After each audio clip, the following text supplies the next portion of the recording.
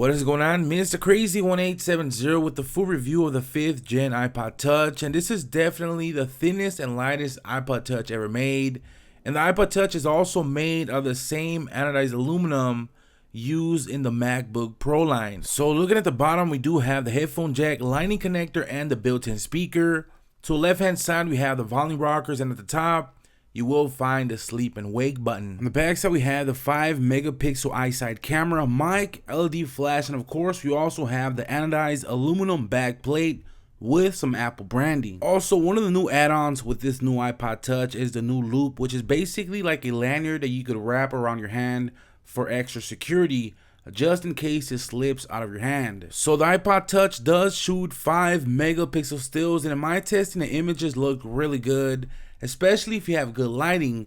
Now, I did encounter a couple washed out pictures, but for the majority of them, the colors looked accurate. Of course, it also shoots full HD 1080p video, and I was really happy with the video quality. Now, I wouldn't say it's going to replace your point and shoot camera, but it does get the job done. Same thing applies to the front facing camera, which is rocking a 1.2 megapixel camera and does a great job when doing FaceTime calls. Gaming on the iPod Touch is going to be a real pleasure thanks to the 4-inch Retina display with the res of 1136 by 640, which is the same as the iPhone 5. Of course, the screen got taller and not wider, so you still have complete one-handed control. And everything felt really smooth. Gaming worked well. Now, I don't think it's as smooth or fast as the iPhone 5, but nonetheless, it's a pretty good improvement over the last generation iPod Touch. Now, the iPod Touch is available in 6 different colors, and you're able to choose a 32 gigabyte for $300 or go all out with a 64 gigabyte